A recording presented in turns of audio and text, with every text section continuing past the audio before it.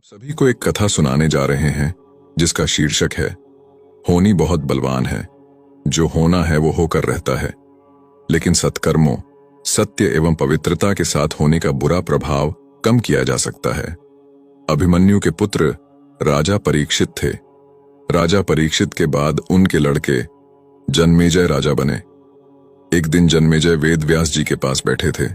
बातों ही बातों में जन्मेजय ने कुछ नाराजगी से वेद व्यास जी से कहा कि जहां आप समर्थ थे और स्वयं भगवान श्री कृष्ण थे, भीष्म पितामह, गुरु द्रोणाचार्य, कुलगुरु कृपाचार्य जी, धर्मराज युधिष्ठिर जैसे महान लोग उपस्थित थे, फिर भी आप महाभारत के युद्ध को होने से नहीं रोक पाए और देखते देखते अपार जनधन की हानि हो गई। यदि मैं उस समय रहा होता तो अपने पुरुषार्थ से इस विनाश को होने से बचा लेता। अहंकार से भरे जन्मेजय के शब्द सुनकर भी व्यास जी शांत रहे। उन्होंने कहा, पुत्र, अपने पूर्वजों की क्षमता पर शंका न करो। यह विधि द्वारा निश्चित था जो बदला नहीं जा सकता था। यदि ऐसा हो सकता तो श्री कृष्ण में ही इतनी सामर्थ्य थी कि वे युद्ध को रोक सकते थे। जन्मेजय अपनी बात पर अड़ा रहा और बोला, मैं इस सिद्धांत को नहीं मानता। आप तो भविष्यवक्ता हैं, मेरे जीवन की होने वाली किसी होनी को बताइए, मैं उसे रोककर प्रमाणित कर दूंगा कि विधि का विधान निश्चित नहीं होता। व्यास जी ने कहा, पुत्र, यदि तू यही चाहता है तो सुन। कुछ वर्ष बाद तू काले घोड़े पर बैठकर शिकार करने जाएगा। दक्षिण दिशा में समुद्र तट पर पहुंचेगा। वहां तुम्हें एक सुंदर स्त्री मिलेगी जिसे तू महलों में लाएगा और उससे विवाह करेगा। मैं तुमको मना करूंगा कि ये सब मत करना, लेकिन फिर भी तुम ये सब करोगे। इसके बाद उस लड़की के कहने पर तू एक यज्ञ करेगा।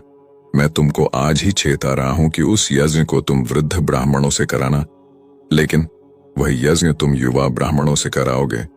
और जन्मेजय ने हंसते हुए व्यास जी की बात काटते हुए कहा कि मैं आज के बाद काले घोड़े पर ही नहीं बैठूंगा तो ये सब घटनाएं घटित ही नहीं होगी। व्यास जी ने कहा कि ये सब होगा, और अभी आगे की सुन। उस यज्ञ में एक ऐसी घटना घटित होगी कि तुम उस रानी के कहने पर उन युवा ब्राह्मणों को प्राण दंड दोगे, जिससे तुझे ब्रह्म हत्या का पाप लगेगा और तुझे कुष्ठ रोग होगा, और वही तेरी मृत्यु का कारण बनेगा। इस घटनाक्रम को रोक सको तो रोक लो। वेद व्यास जी की बात सुनकर जन्मेजय ने एहतियातवश शिकार पर जाना ही छोड़ दिया, परंतु जब होनी का समय आया तो उसे शिकार पर जाने की बलवती इच्छा हुई। उसने सोचा कि काला घोड़ा नहीं लूंगा, पर उस दिन उसे अस्तबल में काला घोड़ा ही मिला। तब उसने सोचा कि मैं दक्षिण दिशा में नहीं जाऊंगा, परंतु घोड़ा अनियंत्रित होकर दक्षिण दिशा की ओर गया और समुद्र तट पर पहुंचा। वहां पर उसने एक सुंदर स्त्री को देखा और उस पर मोहित हुआ। जन्मेजय ने सोचा कि इसे लेकर महल में तो जाऊंगा, लेकिन शादी नहीं करूंगा। परंतु उसे महलों में लाने के बाद उसके प्यार में पड़कर उससे विवाह भी कर लिया। फिर रानी के कहने से जन्मेजय द्वारा यज्ञ भी किया गया। उस यज्ञ में युवा ब्राह्मण ही रखे गए। किसी बात पर युवा ब्राह्मण रानी पर हंसने लगे। रानी क्रोधित हो गई और रानी के कहने पर राजा जन्मेजय ने उन्हें प्राणदंड की सजा दे दी। फलस्वरूप उसे कोढ़ हो गया। अब जन्मेजय घबरा गया और तुरंत व्यास जी के पास पहुंचा और उनसे जीवन बचाने के लिए प्रार्थना करने लगा। वेद व्यास जी ने कहा कि एक अंतिम अवसर तेरे प्राण बचाने का और देता हूं। मैं तुझे महाभारत में हुई घटना का श्रवण कराऊंगा, जिसे तुझे श्रद्धा एवं विश्वास के साथ सुनना है। इससे तेरा कोढ़ मिटता जाएगा।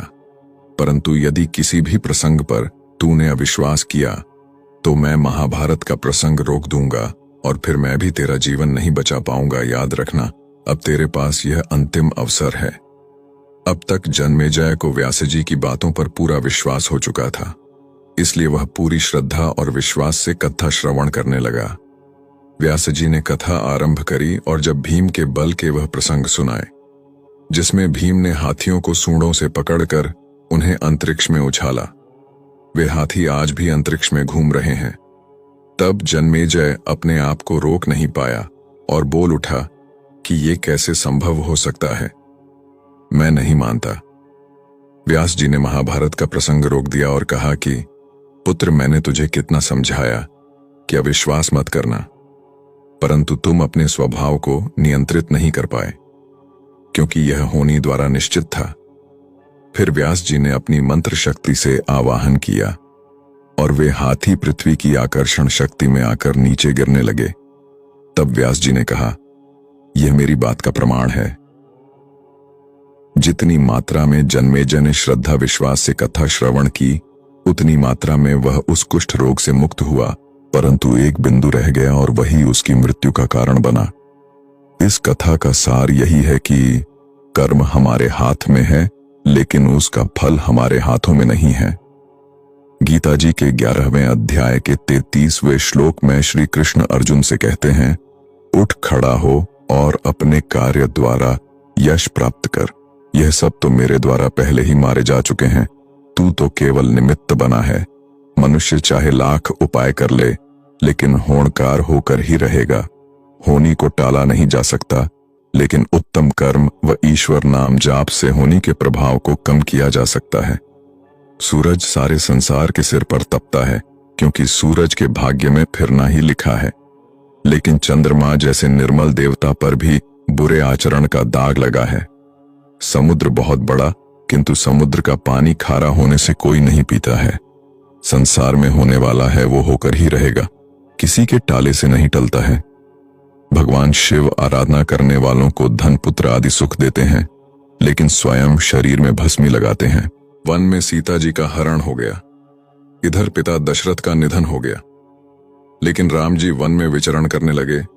होना है जो होकर रहेगा, मनुष्य चाहे लाख उपाय कर ले। कृष्ण का जन्म जेल में हुआ, जब गीत गाने वाला कोई नहीं था। वहीं लड़ाई के दौरान मैदान में मृत्यु हुई, जब रोने वाला कोई भी नहीं था। किसी से भी होनी नहीं टलती है। माता का हृदय इतना विशाल होता है कि वह अपने पुत्र के सभी अपराधों को क्षमा कर देती है। यदि बालक दुखी है, तो बालक के दुख को देखकर उसकी मां भी दुखी हो जाती है। बालक प्रसन्न होने पर मां का भी मन प्रसन्न हो जाता है। ईश्वर अपने भक्तों और साधनों के दुख को उसी प्रकार दूर करता है, जैसे माता अपने पुत्र के दुख को दूर करने के लिए तत्पर रहती है। ईश्वर का भजन एक मां के रूप में करो, तो ईश्वर उसी प्रकार मनुष्य की रक्षा करते हैं। जीवन में बहुत से अनसुलझे सवाल होते हैं, जिसका हम विश्वसनीय जवाब चाहते हैं। यह भी उसी प्रकार का प्रश्न है। गुरु ग्रंथ साहिब में जो लिखा है वह सब सत्य है। इसके बारे में एक पंक्ति गुरु ग्रंथ साहिब में शोभित है, मेरी बांधी भक्त छुड़ावे, बांधी भक्त ना छूटे मोहे। अर्थात जो मैंने निश्चित किया वह मेरे भक्त परिवर्तित कर सकते हैं, पर मेरे प्रिय भगत जो निश्चित करते हैं उसे मैं बदल नहीं सकता। इस प्रकार परमेश्वर ने अपने भक्तों और संतों से प्रेम का वर्णन किया है। गुरु ग्रंथ साहिब में मूल शिक्षा भगवान की रजा में राजी रहने की है, क्योंकि रब जो करता है अच्छा ही करता है, और मनुष्य को चाहिए कि सत्कर्म करे, मिथ्या भाषण से बचे, पवित्रता और सत्य के साथ जीवन यापन करे।